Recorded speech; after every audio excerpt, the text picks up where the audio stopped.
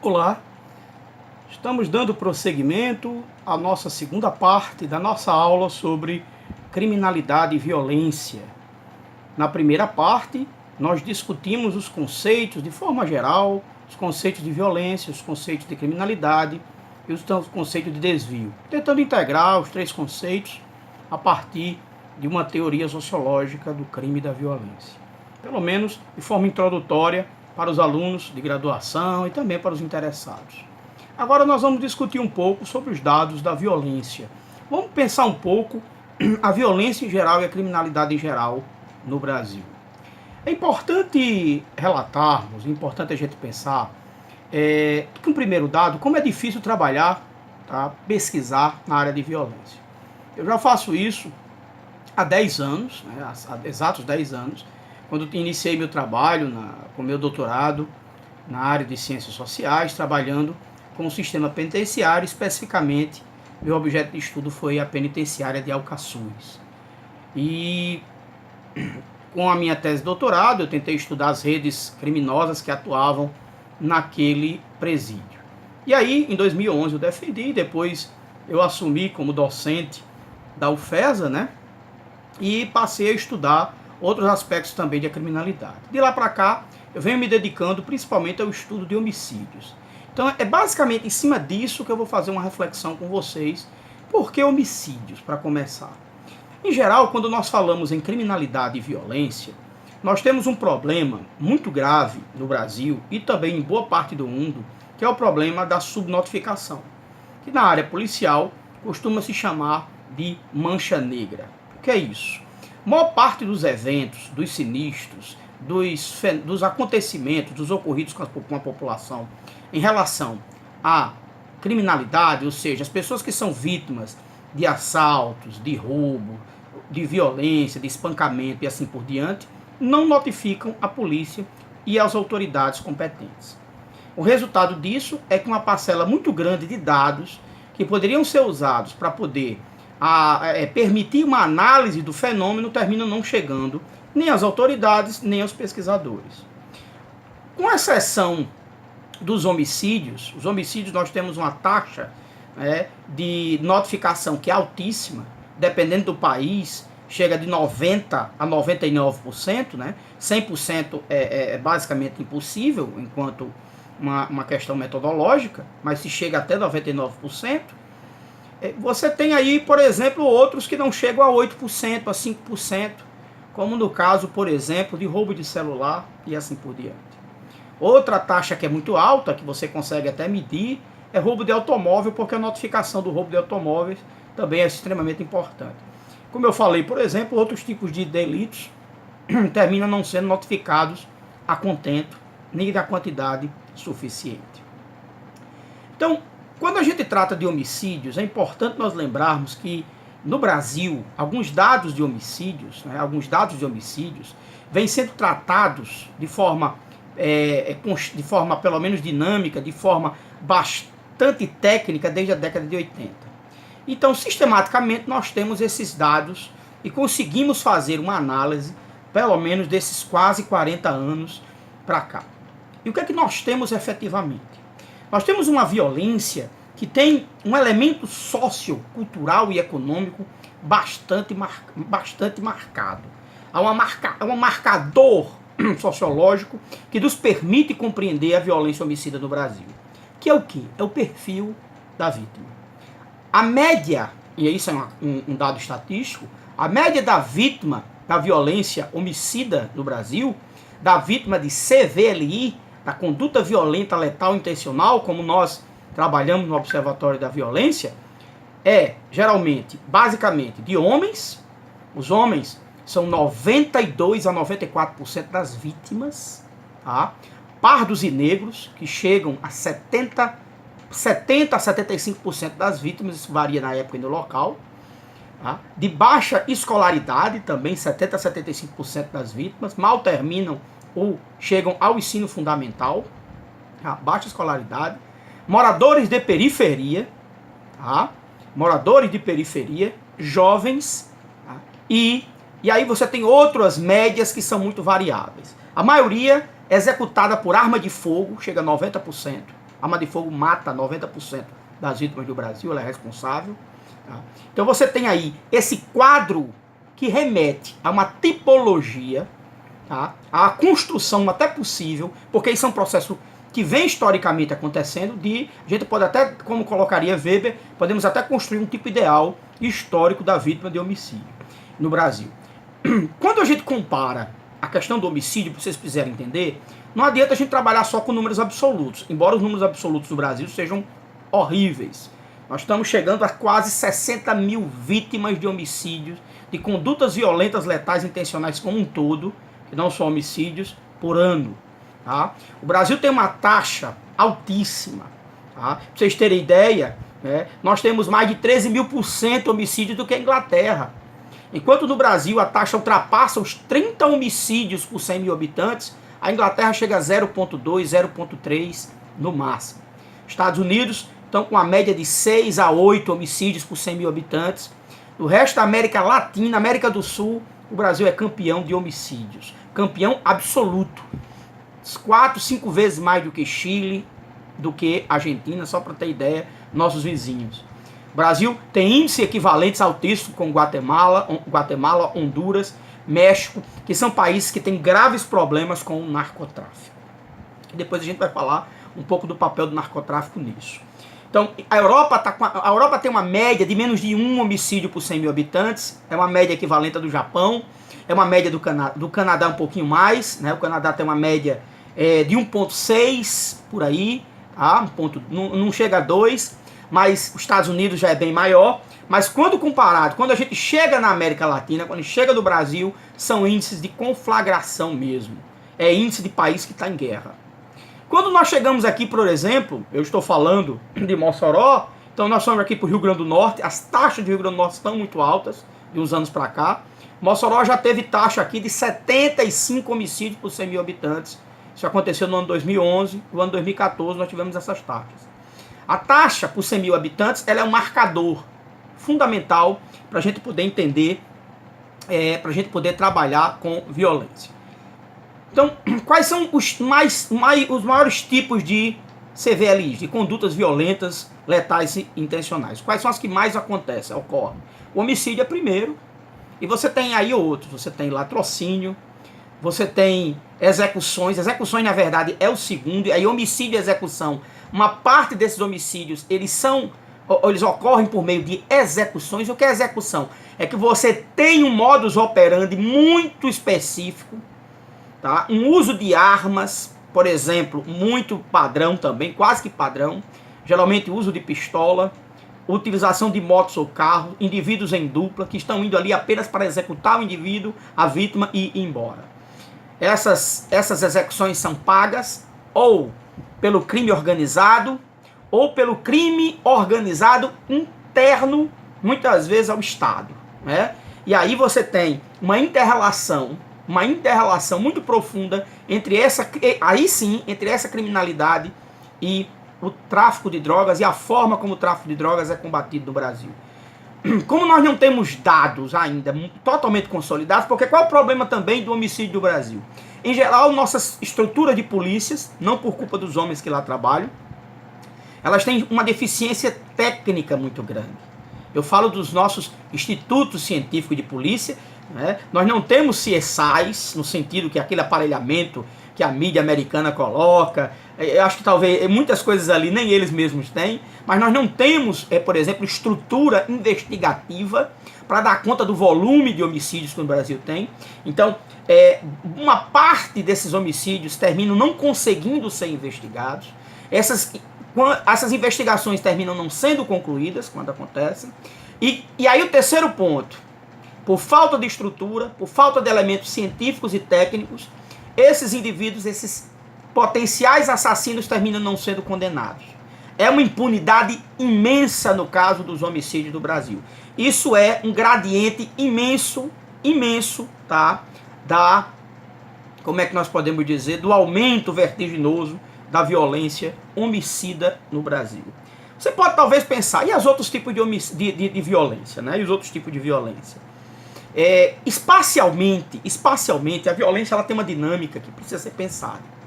Por exemplo, a violência homicida ela acontece estatisticamente, assumindo a média estatística, em bairros de periferia ou em zonas, tá, que sofrem algum tipo de degradação urbana.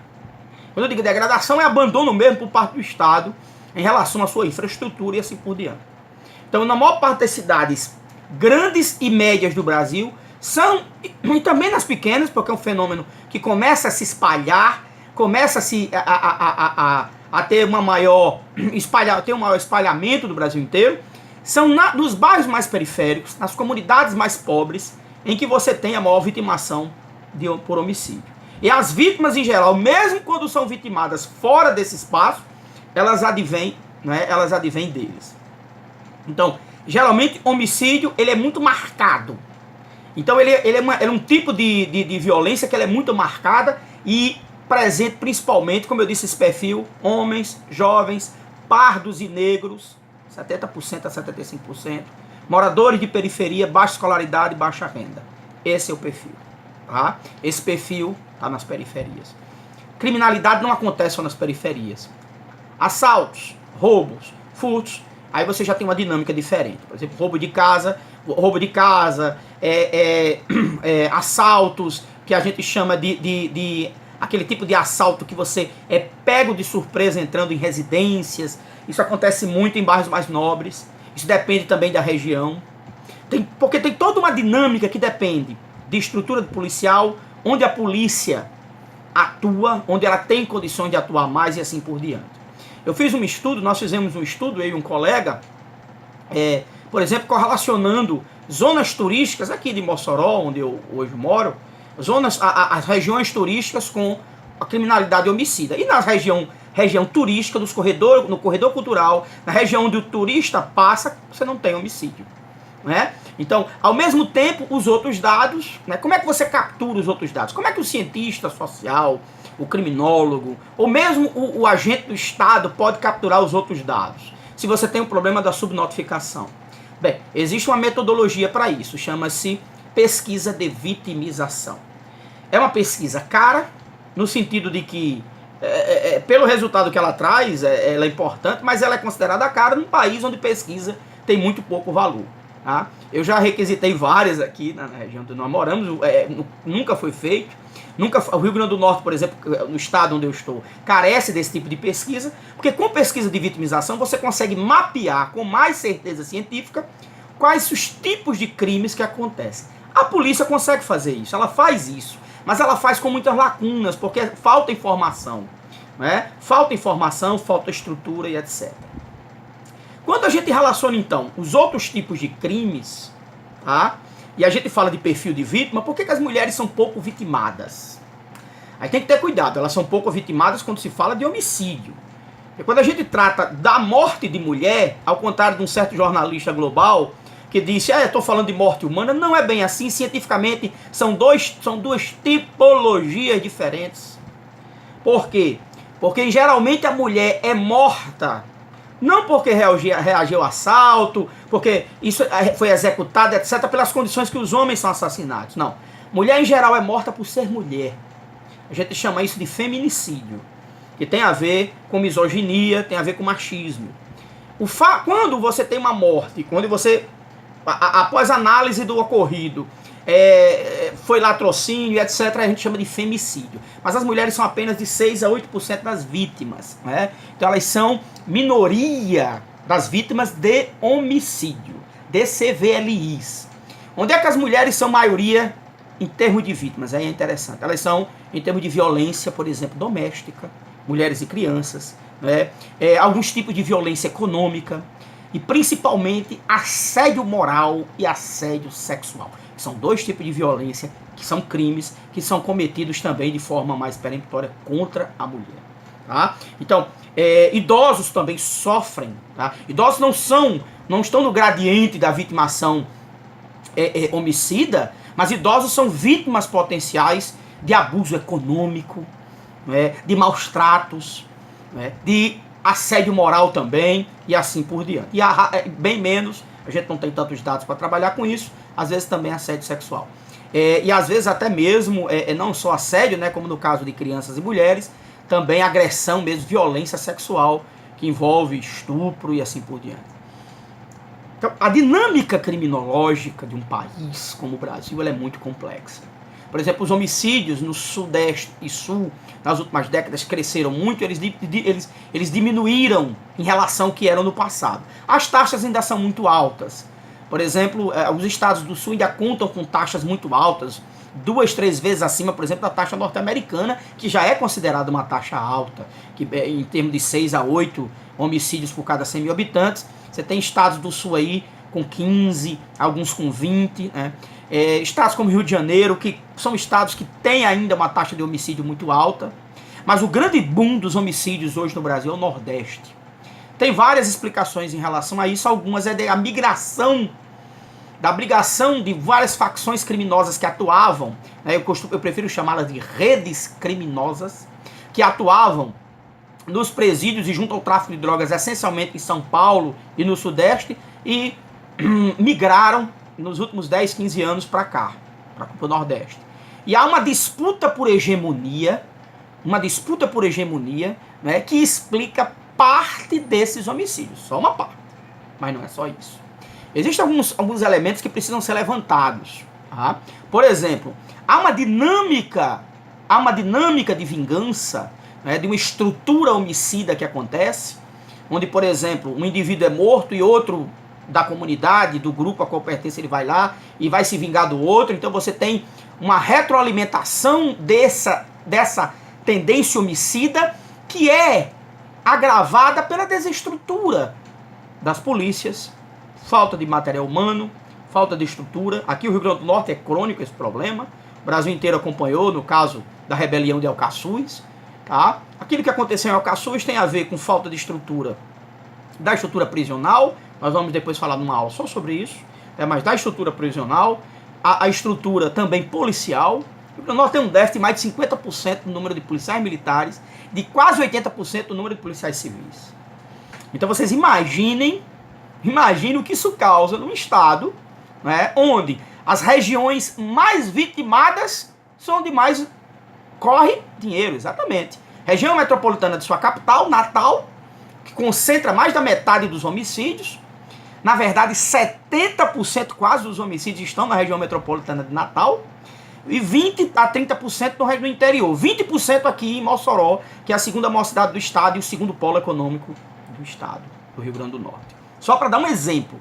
Essa dinâmica é muito parecida em muitos outros estados.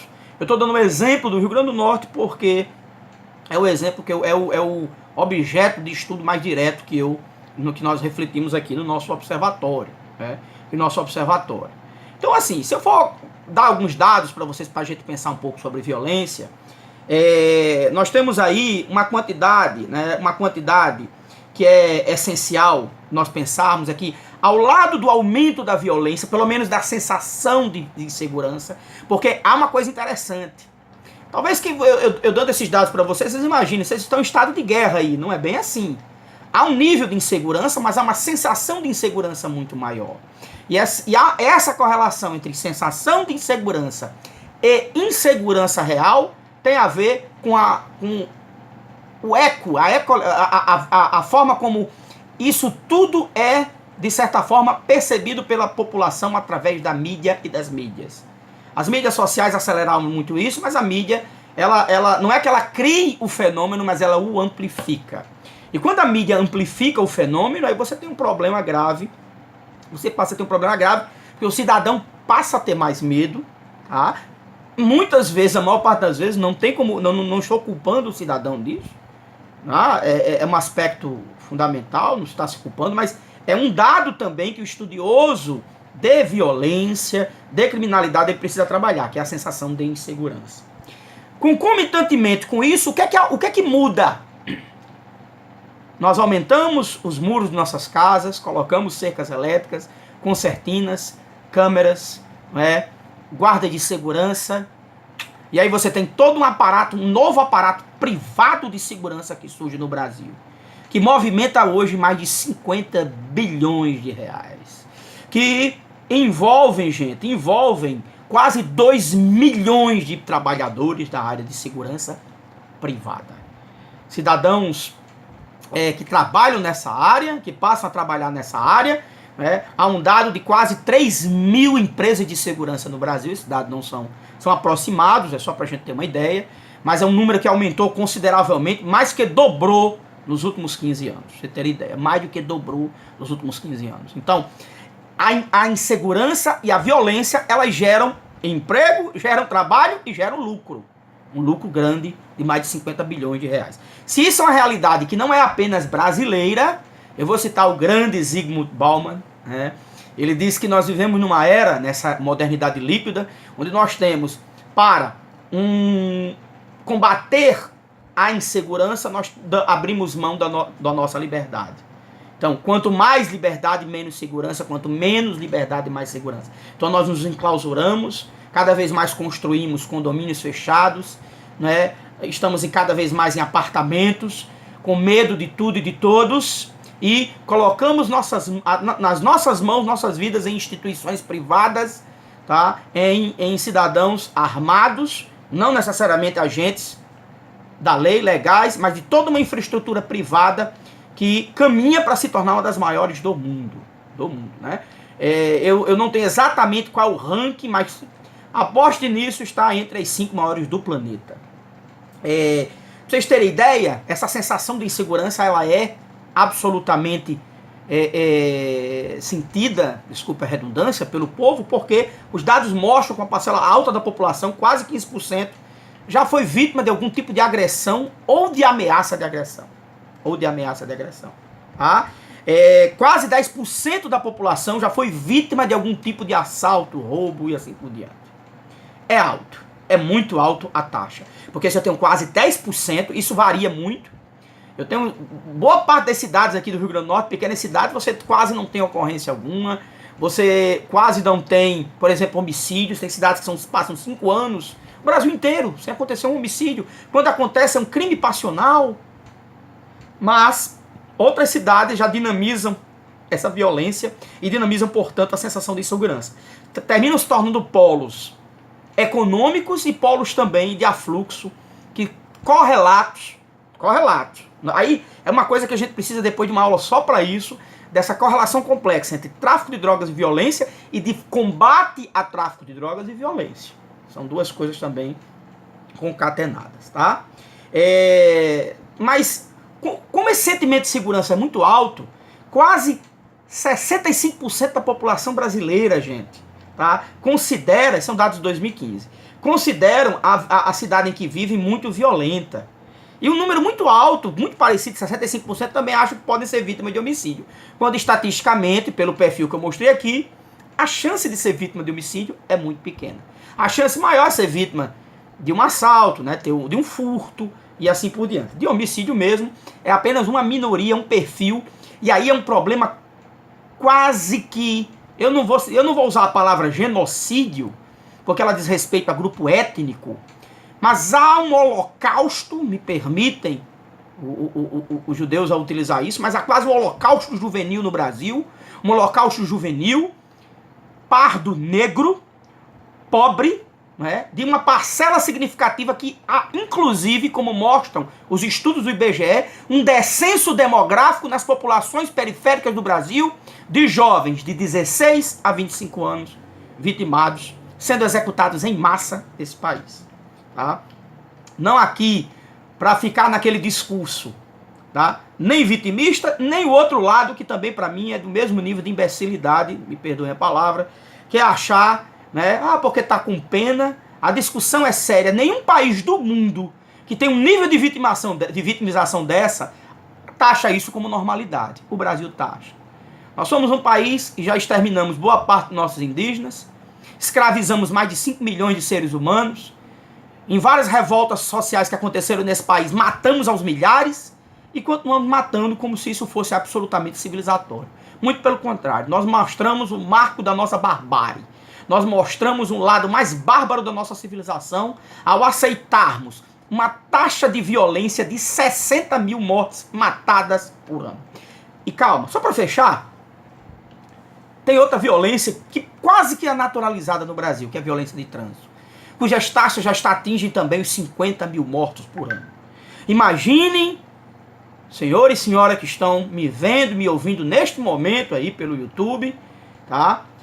Imaginem nós por ano, só de um dos dados, só em vítima de trânsito ou de homicídio, nós temos um Vietnã por ano. Tá? Juntando os dois, é uma hecatombe. Claro que eu estou falando de soldados americanos mortos, né? Porque os vietnamitas morreram, mais de 1 milhão de vietnamitas. Mas perceba aí o dado. A cada 8, 9 anos, de 8 a 9 anos, morrem 1 milhão de brasileiros.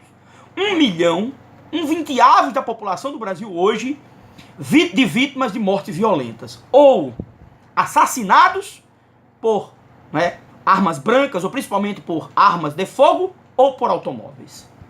É um país que literalmente mais mata seus cidadãos no mundo. Eu não tenho nem medo de dar essa estatística. Eu desconheço, talvez nesse nível de quantidade, talvez só a União Soviética de Stalin, tá? Aqueles regimes comunistas terríveis lá do leste europeu, ou mesmo, talvez, o nazismo tenha matado tanto num período tão curto. Eles mataram até mais, num período tão curto. 1 milhão de cidadãos e cidadãs brasileiros, a maior parte homens, né? Até o perfil de vítima de trânsito também é muito parecida com o de homicídio, dá pra gente fazer um comparativo. 1 milhão quase de cada 8, 9, 10 anos. É muito alto. Esse número continua aumentando. E aí? E aí o que é que você tira, o que é que nós tiramos como reflexão? Nós somos um país muito violento. A chance de construir uma cultura da paz, mas é preciso discutir as causas, é preciso entender o fenômeno, aí sim, para a gente começar a entender que isso não pode ser tratado como normalidade. Nós estamos numa situação que precisa ser mudada, mas para isso o fenômeno precisa ser entendido. Obrigado pela atenção e até a próxima, se Deus quiser. Valeu.